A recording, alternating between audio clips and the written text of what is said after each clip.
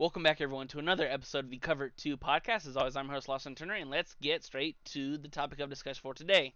What can we expect from the Golden State Warriors next season? Um, so let's just get this straight out of the way.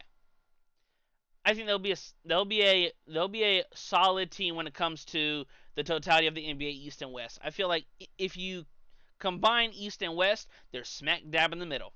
They are too good to be in the bottom of the barrel, but I don't think they're good enough to compete for a title. Like, you still have Curry and Kuminga and Draymond Green and Kevon Looney, and with the additions of Buddy Hield, Kyle Anderson, and D'Anthony Melton, let's start from rip. They waive CP3. Klay goes to Dallas, and so now the Curry Klay backcourt done. Your dynasty is essentially over. They squeezed one more glass full of juice out of that fruit and beat the Celtics in 2022 for their last championship. I think with the additions of Buddy Hield, when Klay, who played good in the second half of last year's season, um, just kind of I think replacing Klay for Buddy Hield is it doesn't move the needle upwards or downwards. I think it's kind of a one for one because you replace Klay, who's one of the best shooters in NBA history, for Buddy Hield, who's a career 40% three-point shooter. That's fantastic. Kyle Anderson, who in my opinion, he's a lesser man's Draymond Green. Long, rangy, good defender, doesn't shoot the three ball well enough to make you really respect it, but he's a fantastic offensive player using this thing right here, which is his mind. I love the pickup of D'Anthony Melton. I think he's a good three-point shooter. He's undersized for a guard, but for what he lacks in height, he brings and provides something that you can't measure, which is heart and defense. I think he's a really good defender. I loved him with the Sixers last year, but he did miss a big chunk of games due to his injuries, and it sucks because we hate seeing players out, especially with injuries. The reason why I feel like this team is smack dab in the middle when it comes back to my original point, this roster is a mix of all your key guys are either really old or really young. There's damn near no in between. Like Curry going on 36, Draymond going on 34, Kuminga 22, Andrew Wiggins 29, Kevon Looney 28. Like, these players are to bring up more young guys, Pods 21, Jackson Davis 24. Like, they don't match each other's timeline. Now there's a report that Golden State is in for Lauri Markkanen, which that would be a fantastic pickup. A 7-footer who can really space the floor. His size helps with their lack of size. Like Kevon Looney's their only true center in this entire roster. Like, just true, he is going to be playing come next season. Now, what do I think that this team is when it comes to next season? I think they'll contend for a play-in spot. Like, when let's just rattle off teams in the West. Do we think they're close to OKC? No. Dallas? No. Denver? No. Minnesota? No. I think the Pelicans jumped them. The Suns? No. The Lakers? No. Well, they're closer to the Lakers, but the Lakers, over the previous couple years, they beat them in the postseason, and they've had, for what it's worth, more postseason success. Because Golden State missed the playoffs last year. And yeah, the Lakers only won one game against Denver, and the year before they go all the way to the Western Conference Finals. But let's stay at the topic at hand. What's going to be the trade package if they trade for Lauri? Reports are it's going to be heavily draft pick based. And they have all of their draft picks. So I think that those draft picks are going to be really sought after due to Curry's 36, Draymond's 34. Like, they're going to go from contending for playoffs to, I think, depending upon if Jonathan Kuminga can turn into a 1A, or not 1A due to Curry being on there, like a 1B or a solidified 20-point per game scorer next season. He's not a good shooter, but he's a good scorer. He scores in other ways. He's extremely athletic, really good defender.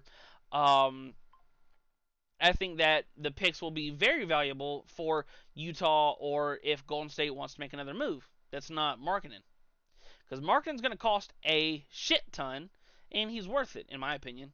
I think he's fantastic. But I expect if you just want to predict a starting five for Golden State, I think it'd be Curry, Melton, Kuminga, Draymond Green, and then Kevon Looney, and then Buddy Hield and Kyle Anderson will be the first ones off the bench. Well, minus Kyle Anderson and insert Andrew Wiggins, because they have so many damn long rangy wings.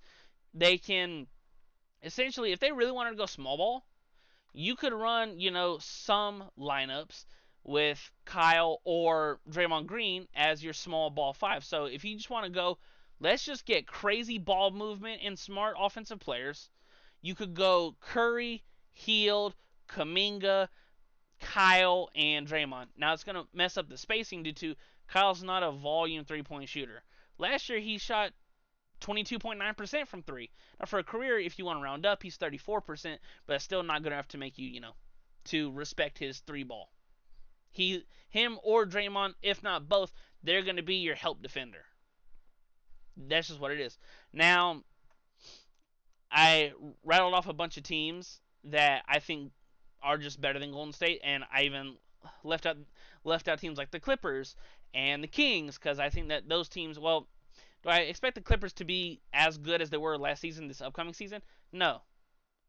I expect the Kings to have a good bounce back season. I do expect that. I just think that this Golden State team, when losing out on Klay, this is how these dynasties end.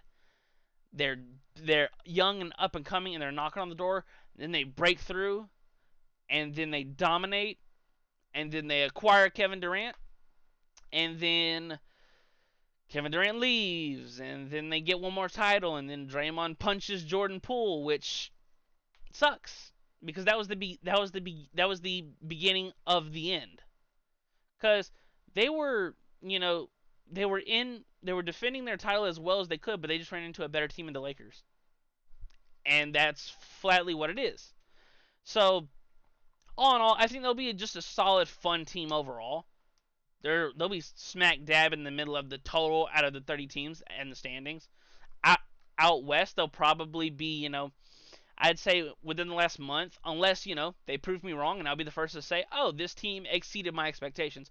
They'll probably be, 10, 11, somewhere around there, hovering around the playing spot. That's just my opinion. I think the roster's, it's fine. It's cool. Both, the young and old guys they're not on each other's timelines. Excuse me. Steph is in win now mode. Can we squeeze one more? Can our young guys develop enough to, can the young I'm sorry. Can the young guys, a little bit of a tongue twister, can they develop enough to in order to compete right now? And then can they be good enough right now? Flatly. That's it. There's no reason because age. If LeBron wasn't playing and being, as good as he is at damn near 40, we would look at what Steph and Durant are doing as like, wow, they're playing late into their 30s and still fantastic players. But LeBron has took the baton and ran with it, so it's like, oh, well, we forget Steph's 36. And Draymond's 34. Do we think his offense or his play at all is going to just fall off a cliff? I don't, because the last thing he's going to lose is this right here. This thing up here, his noggin, his brain, that's never going away. His basketball IQ, that's not going away. His strengths on the offensive end of the floor, it's not going away. So he's still going to be an effective player well into his 30s, and it's shown. It is flatly shown. Him being 34 next season, and I think he's still a good defender. Do I think that we're going to see, oh, Draymond is going to average, the 10 to 12 points that he used to back in the day? No, I don't. But he is great for this team in the role that they ask him to be. Can you play good defense? Can you continue to facilitate the ball? And can you really mess with this, new version of Golden State? That's what it is. And I think Curry, once again, Curry's not going to drop off a cliff. Can he still pull up from 30? Is he still, the best shooter of all time? Yes. And there's no reason to make me think anything otherwise. I think that this team's going to be fun to watch. I think it's going to be crazy interesting due to if their guys can mesh, they could be a solid defensive team. You got length in Wiggins, Kuminga, Draymond's a good defender, Kevon Looney's a good rebounder. Like you have pieces here that can work, but it's hard as hell in the West. Flatly, like it's gonna be a gauntlet for whoever comes out of the West next season. Like holy hell, these top teams they're just getting better, and Denver took a step back in losing KCP, but I think they're gonna be freaking pissed. We were up 20 points at halftime in Game 7 of the Eastern Conference semifinals in our building, and we blew it. So that's just another extra piece of motivation. Well, that's all I have for you guys in this video, so I don't continue to ramble. Let me know your guys' thoughts, opinions, and concerns about Golden State coming up next season. Do you think they're going to make the postseason? Do you even count the play-in as making the postseason?